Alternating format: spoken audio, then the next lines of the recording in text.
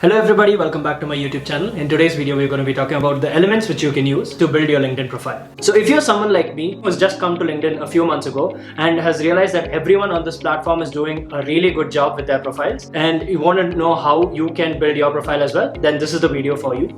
In this video, I'll be talking to you about the basic elements which every profile can include. I'll also talk about other things which you can include in your profile if you haven't already in order to make your LinkedIn stand apart from the crowd. So without wasting any more time, let's directly jump right into the video. So as you can see, this is my LinkedIn page. Now, one of the first things which anyone notices while you open your LinkedIn profile is your LinkedIn banner.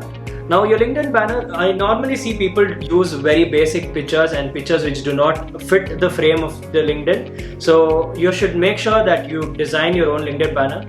In my case, I used Canva to design my LinkedIn banner. It's very simple. It will just take 5 to 10 minutes to design this. In my case, I just took a picture, I cut it, and then I took a basic template of one of the thumbnails which was available in Canva. You can also refer to the frames which are available in order to make your own LinkedIn banner. Now, one thing you can notice on my LinkedIn banner is I've added the Google Digital Marketing Certification badge, which I received from Coursera. I'll be talking more about this badge later on, but I've made a separate video on this completely as well. So this is something which you can add once you earn it. It's a professional certification badge. More on that later. Now, coming to what is the first thing which you will see is the profile, obviously. So make sure to remember that the LinkedIn profile always is usually used by people on a dark theme mode. So use colors which are contrasting to the dark theme or are going with the themes used by the application itself. For example, in my case, I've used blues and whites as the colors which I've chosen. So you can either choose to play it safe by using the colors of the same application, or you can go with a contrasting color. So you can play around and see what fits best with the dark theme mode and accordingly design your profile, because that definitely catches people's eyes, especially if someone looks for your profile and all of these people have the same skill set. Then your profile will definitely stand out given how appealing it looks. So definitely make sure to focus on that part as well. Now, coming to the first thing which people notice is your bio. So even before they open your profile, the first thing which they notice is what you have written in your bio. One of the mistakes which I've seen people make is them writing very generic stuff like BCom graduate or mentioning their university name. Unless you're from an IIM or a top rated institution, please do not make that error of mentioning just your university and the graduation which you have done, because a lot of people do this and it does not have any weightage.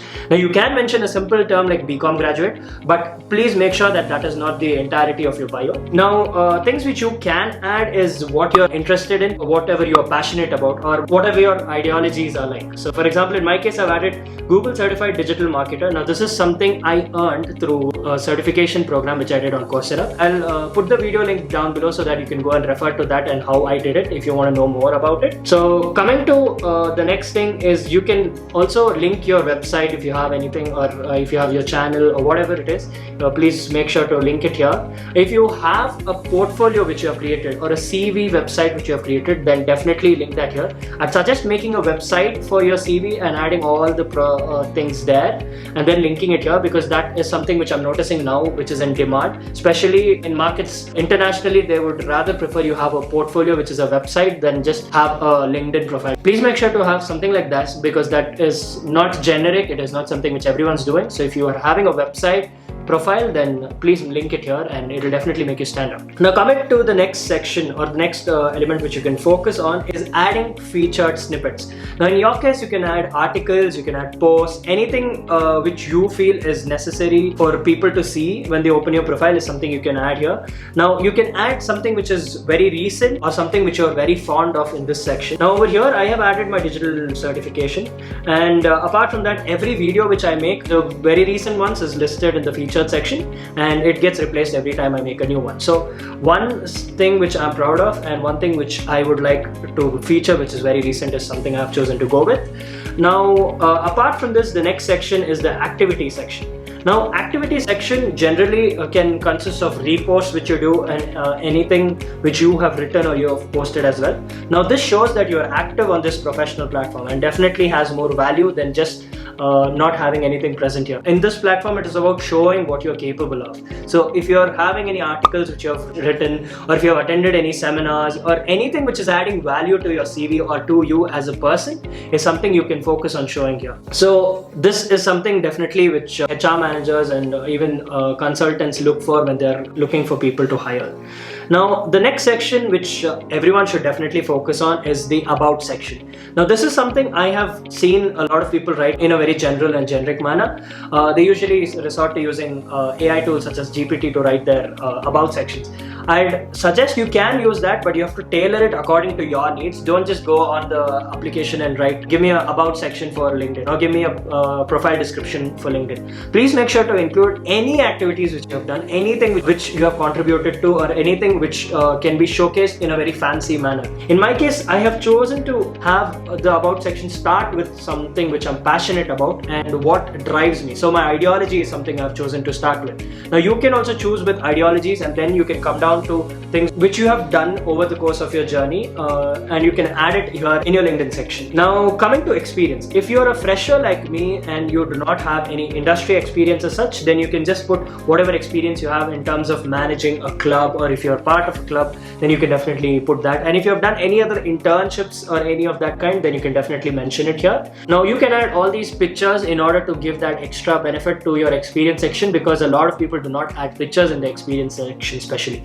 So if you have worked in an industry, got any sort of award, then add that picture there, add that image there, and rather than posting it, you can add it here, because it's always going to be on top of the display section. And unlike your About section where the things get scrolled as you keep adding new stuff, this is going to be on top always, so you can use it here. But if you do not have an internship or you do not have an experience section, it is totally cool. If you're a fresher, it's totally cool. But if you are someone who has any sort of experience, let it be 2 months, 3 months, please make sure to mention it here, so that people see that you know what it takes or whatever is necessary in order to start off with your career. Now, coming to the next section, it is going to be education. Now, in education section, normally just people tend to mention which college they have studied in. Here you can mention what are the activities and what are the clubs you have participated in when you are in this education section. Now, the next and one of the most important sections is going to be the licenses and certification section. Now, if you're a fresher like me, then certifications are a must for you. You need to stand out in the market, and the only way you can do, if you're not having any work experience, is experience of industry of any kind. So if you're doing certifications like I have, then it will definitely add value no matter what people say. One of the few questions which interviewers ask is, what have you done in your free time? So certifications will definitely add a lot of value when you give an answer to that question. So I have done a video on this, on how I got my certifications done through Coursera. A professional certifications video will be linked down below, so you can refer to that to know more about it if you are interested. Now, coming to the volunteer section, any and every NGO today is looking for volunteers, especially post-pandemic. They have not had much volunteers walk in. Now, I reached my local NGO and asked them if I could volunteer, and they were happy to agree, and in fact gave me an additional role where I could be their student volunteer and get more volunteers for them. So for that, I received a separate certification, and along with that, I did a fundraiser for them as well. So these two things is something I did in the form of volunteer work. Now, you can approach any of your nearest NGOs and work as a volunteer for them. So they might give you a certification for a period of 2 to 3 months, even if you're willing to work just 2 to 3 weeks for them. There are, however, tasks they might have for you to do, which may be a little challenging sometimes.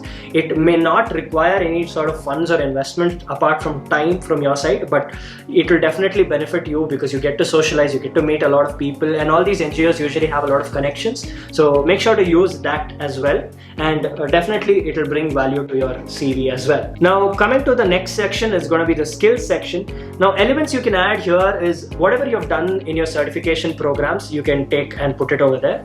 Now, one thing which is going to add more weightage to these skills is the endorsement section. So if you have done any skilled certification, or if you have done any project or anything in your college and you've added it as under your skill section, then make sure to have it endorsed by any of the industry professionals who have seen you do it or can give a guarantee that yes, you are capable of doing that. Because endorsement definitely adds more weightage to mentioning that skill than rather just saying that I am a video editor. But if I am endorsed by people who are in that field, then it will definitely add more value to it. So make sure to use that as well. Now coming to one of the important sections, which is an extra over the regular basic elements, is the honors and awards section. Now this is something I'm not seeing in a lot of people's LinkedIn. So make sure if you're in college still, then try to compete in as many competitions as possible. And if you won second place, third place, or whatever it is, please ensure to have it listed in your awards and honors section. My suggestions, if you do not have awards and if you have passed your college phase